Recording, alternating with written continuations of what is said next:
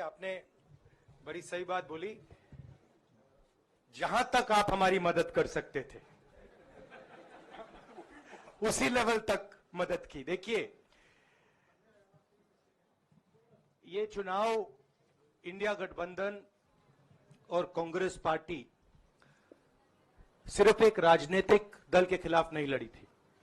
ये चुनाव हम बीजेपी, एक राजनीतिक दल, हिंदुस्तान के इंस्टीट्यूशंस, हिंदुस्तान का जो पूरा गवर्नेंस का स्ट्रक्चर है, इंटेलिजेंस एजेंसीज, सीबीआई, ईडी, ये सब, आधी जुडिशरी, इन सब के खिलाफ हम लड़े थे। क्योंकि इन सब संस्थाओं को, इन सब इंस्टीट्यूशंस को नरेंद्र मोदी जी ने और अमित शाह जी ने कैप्चर करा, धमकाया, डराया।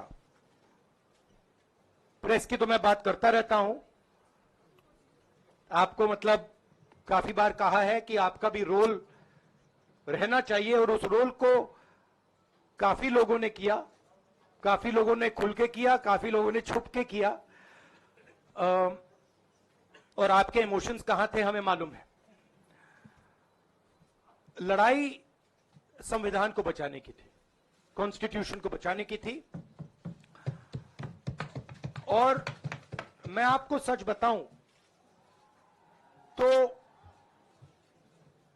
मेरे माइंड में था पहले से, जब इन्होंने हमारा बैंक अकाउंट कैंसिल किया, जब चीफ मिनिस्टर्स को जेल में डाला, पार्टियां तोड़ी, मेरे माइंड में था कि हिंदुस्तान की जनता अपने संविधान के लिए एक साथ खड़ी होकर लड़ जाएगी। और यह सच साबित हुआ।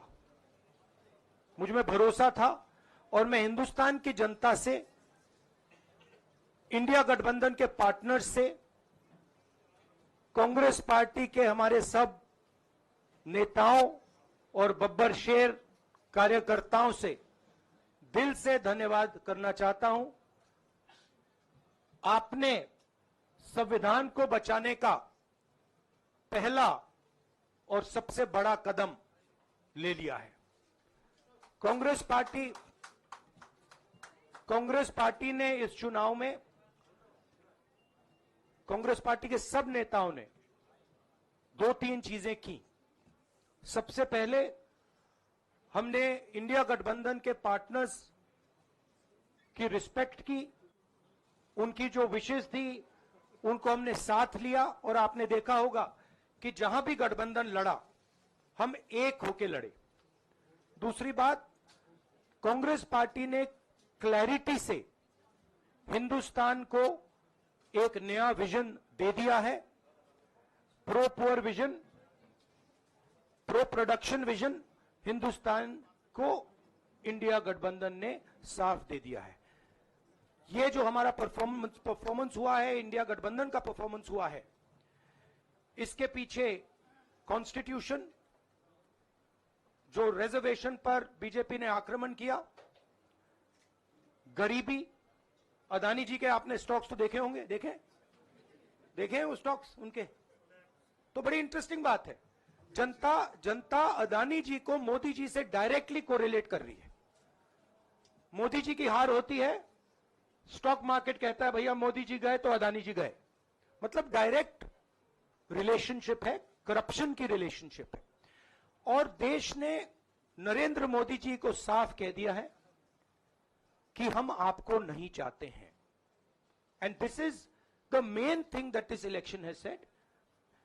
The country has unanimously and clearly stated, we do not want Mr. Narendra Modi and Mr. Amit Shah to be involved in the running of this country. We do not like the way they have run this country. We do not appreciate the way they have attacked the constitution. We do not appreciate the way they have run this country for the last 10 years. So that is a huge message to Mr. Narendra Modi. I'd like to thank everybody who has participated in this election.